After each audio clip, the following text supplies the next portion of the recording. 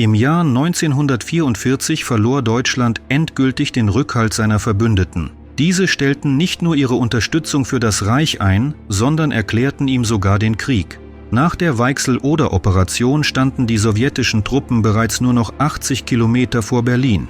Dennoch leisteten die Deutschen auf allen Abschnitten hartnäckigen Widerstand, auch in Ostpreußen, einer Region von herausragender politischer und strategischer Bedeutung. Das Verwaltungszentrum dieses Gebiets, die Stadt Königsberg, war inzwischen zu einer mächtigen Festung ausgebaut worden. Die Lage zu Beginn des Jahres 1945.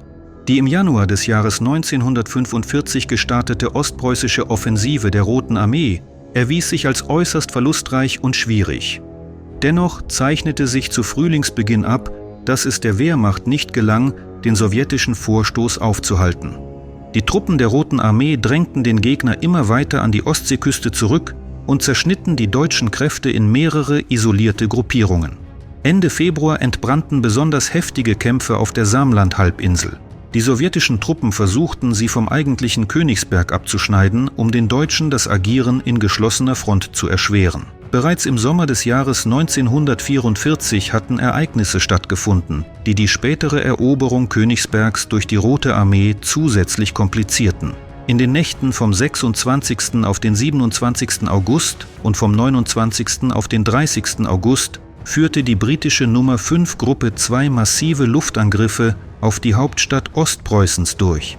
Die Hauptstöße richteten sich nicht gegen militärische Anlagen oder Festungswerke, sondern trafen vor allem Wohnviertel und das historische Zentrum.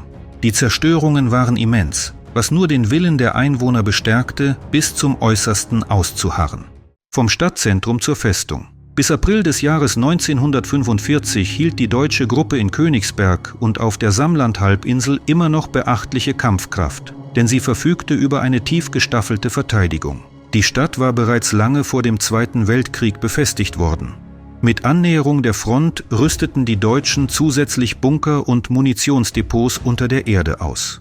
So mussten die sowjetischen Truppen eine außergewöhnliche Kombination aus moderner Festung und großflächiger Stadt erobern.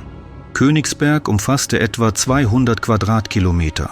Die Verteidigung Königsbergs bestand aus 3 Ringen. Der erste Ring, in etwa 6 bis 8 Kilometer vom Zentrum entfernt, umfasste Schützengräben, einen Panzergraben, Stacheldrahthindernisse, Minenfelder sowie 15 Forts aus dem Jahr 1882. Jedes Fort hatte eine Besatzung von 150 bis 200 Mann und 12 bis 15 Geschütze. Der zweite Ring lag in den Randgebieten der Stadt. Dort bildeten steinerne Gebäude, Barrikaden, verminte Kreuzungen und zahlreiche Feuerstellungen eine durchgängige Verteidigungslinie. Der dritte Ring im Stadtkern bestand aus 9 Bastionen, Türmen und Ravelins aus dem 18. Jahrhundert, die Ende des 19. Jahrhunderts umgebaut worden waren. Zusätzlich waren die Forts durch einen bis zu 5 Meter breiten und 3 Meter tiefen Panzergraben sowie 1 oder 2 Grabenlinien miteinander verbunden.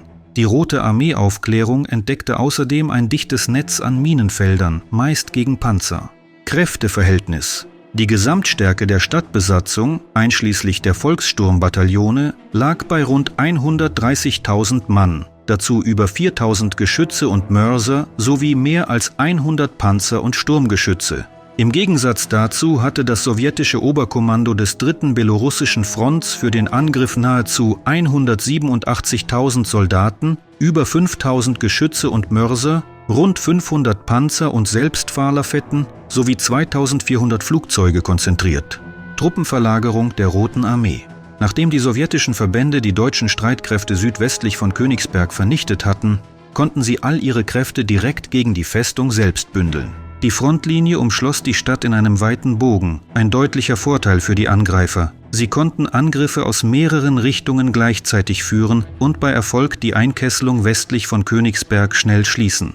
Die Frontverkürzung südwestlich der Stadt im März des Jahres 1945 ermöglichte es, Teile der sowjetischen Einheiten in die 2. Staffel zu nehmen und sie für den entscheidenden Stoß gegen Königsberg zu verwenden.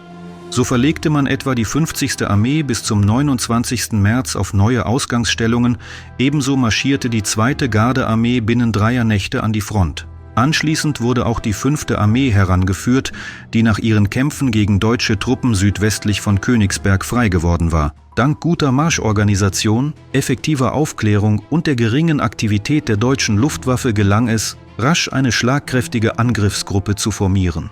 Vorbereitungen zum Sturm. Im März des Jahres 1945 liefen in den sowjetischen Verbänden umfassende Vorbereitungen für die bevorstehende Offensive. Unter anderem errichtete man ein Modell eines der Forts, um die Sturmangriffe praktisch zu üben. Die bisherigen Erfahrungen hatten gezeigt, dass selbst starker Artilleriebeschuss solche Befestigungen nur mühsam zum Einsturz bringen konnte. Manche Forts in Königsberg widerstanden bis zu 90 Direkttreffern schwerer Geschosse und blieben teilweise kampfbereit. Ein Schlüssel zum Erfolg sollten Sturmtrupps und Gruppen sein, die speziell für Flussüberquerungen, Nahkämpfe, die Ausschaltung feindlicher Stellungen im Stadtraum und den Umgang mit Sprengstoff geschult waren. Durch intensive Fotoaufklärung, insbesondere Luftaufnahmen, hatten die Kommandeure genaue Kenntnis über die meisten deutschen Verteidigungsanlagen. Darüber hinaus wählte man in jeder Einheit erfahrene Soldaten aus, die sich bereits in Häuserkämpfen, unter anderem in Stalingrad, Sewastopol und Witebsk, bewährt hatten. Diese Veteranen gaben ihr Wissen bei kurzen Lehrgängen an junge Kameraden weiter. Der Gauleiter von Königsberg hielt inzwischen eine Rundfunkansprache, in der er die deutschen Truppen aufforderte, den Widerstand so lange aufrechtzuerhalten, wie die sowjetischen Soldaten einst Sewastopol verteidigt hatten, also 250 Tage. Als Antwort ließen die Politkommissare der Roten Armee auf Deutsch verkünden: Wir haben Sewastopol 250 Tage verteidigt, aber in nur 4 Tagen befreit. Operationsbeginn und Sturmgefechte. Der Oberbefehl über den Angriff lag beim 3. Belorussischen Front unter Marschall Alexander Wassilewski, der das Kommando nach dem Tod von General der Armee Iwan Tschernjachowski am 18. Februar des Jahres 1945 übernommen hatte. Am 2. April begannen die sowjetischen Truppen damit, die äußeren Befestigungen und die dauerhaften Feuerstellungen des Gegners auszuschalten. Die Artillerie nahm die Positionen der Festungsbesatzung 4 Tage lang unter Beschuss, während auch die Luftstreitkräfte der baltischen Flotte aktiv eingriffen. Ab dem 3. April kam zusätzlich Schwerstartillerie mit einem Kaliber von 203 mm zum Einsatz. Am Abend des 5. April begannen Langstreckenbomber gezielte Angriffe auf die Stadt, vor allem auf den Seehafen und die Bahnknotenpunkte. Die deutschen Flugabwehrbatterien konnten die massierten Bombardierungen nur unzureichend eindämmen. Unmittelbar vor der entscheidenden Sturmphase richtete Marschall Wassilewski ein Kapitulationsangebot an die Königsberger Garnison und garantierte den Soldaten Leben und Sicherheit, falls sie die Waffen niederlegen würden. Eine Antwort blieb aus, sodass die Operation weiterlief. Am 6. April um 12 Uhr starteten die sowjetischen Verbände, die 50. und die 11. Gardearmee, nach 1,5-stündiger Artillerievorbereitung und Luftangriffen den Sturm auf den äußeren Verteidigungsring. Die Deutschen verteidigten sich erbittert, nutzten dabei ihr Netz aus Steinbauten und gut vorbereiteten Schussfeldern und gingen an verschiedenen Brennpunkten sogar zum Gegenangriff über. Dennoch gelang es der Roten Armee am Ende des ersten Tages, mehrere Forts und Stützpunkte einzunehmen und an die städtische Bebauung heranzurücken. Erhöhte Intensität der Angriffe. Am folgenden Tag, dem 7. April, besserte sich das Wetter, sodass die Luftstreitkräfte ihre Einsätze noch verstärken konnten. Insgesamt gingen bis zu 1600 Tonnen Bomben auf Königsberg nieder. Die Artillerie feuerte weiterhin ununterbrochen und die Sturmtrupps rückten schrittweise vor. Sie arbeiteten in organisierten Ketten. Panzer und Selbstfahrerfetten neutralisierten feindliche Feuerstellungen, Pioniere räumten Barrikaden und entschärften Minen, während Infanteristen, insbesondere mit Maschinenpistolen, die Gebäude säuberten und Flammenwerfer das Vorrücken sicherten. Die Deutschen verteidigten jede Straße zäh. Doch bis zum Abend des 7. April hatten die sowjetischen Angreifer mehr als 100 Stadtviertel in verschiedenen Teilen Königsbergs unter ihre Kontrolle gebracht. Besonders widerstandsfähig zeigte sich unter den 15 Forts das Fort Nummer 5, König Friedrich Wilhelm III. 2 Tage schwerster Beschuss und Dutzende direkte Treffer konnten seine Kampfkraft nur teilweise brechen, die Besatzung kämpfte weiter. Kulmination des Sturms und Kapitulation. Am 8. April erreichte der deutsche Widerstand im Stadtgebiet seinen Höhepunkt an Verbissenheit. Die Verteidiger starteten täglich bis zu 35 Gegenangriffe, unter anderem im Stadtzentrum. Doch die konzentrierten Angriffe der Roten Armee, unterstützt durch massive Artillerie- und Luftoperationen, zeigten Wirkung. Am Abend kontrollierten die sowjetischen Truppen bereits weite Teile der westlichen, nordwestlichen und südlichen Viertel Königsbergs. Ebenfalls am 8. April wurde auf der Samland-Halbinsel ein schwerer Schlag gegen die dortige deutsche Gruppe geführt. Insgesamt flog die sowjetische Luftwaffe an diesem Tag über 6000 Einsätze, was hohe Verluste an Material und Personal bei den Deutschen verursachte und zugleich ihre Kampfmoral weiter untergrub. Am 9. April erreichten die Kämpfe ihren Höhepunkt. Trotz enger Einkesselung setzten die deutschen Garnisonen ihren Widerstand fort. Am Abend jedoch schloss sich der Ring endgültig.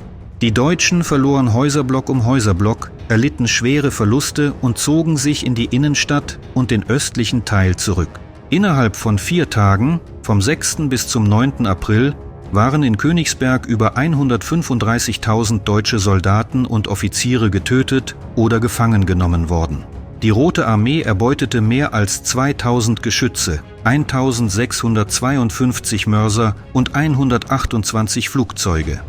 Am Abend des 9. April überbrachten sowjetische Parlamentäre dem Festungskommandanten General Otto von Lasch das Ultimatum Marschall Alexander Wassilewskis. Angesichts der hoffnungslosen Lage befahl Lasch die Kapitulation. Als Adolf Hitler von der Aufgabe der Stadt erfuhr, geriet er in Zorn, erklärte den General zum Verräter und verurteilte ihn in Abwesenheit zum Tode. Folgen und Bedeutung der Operation. Das deutsche Oberkommando hatte nicht damit gerechnet, dass eine derart mächtige Festung nach damaligen Maßstäben so rasch fallen würde.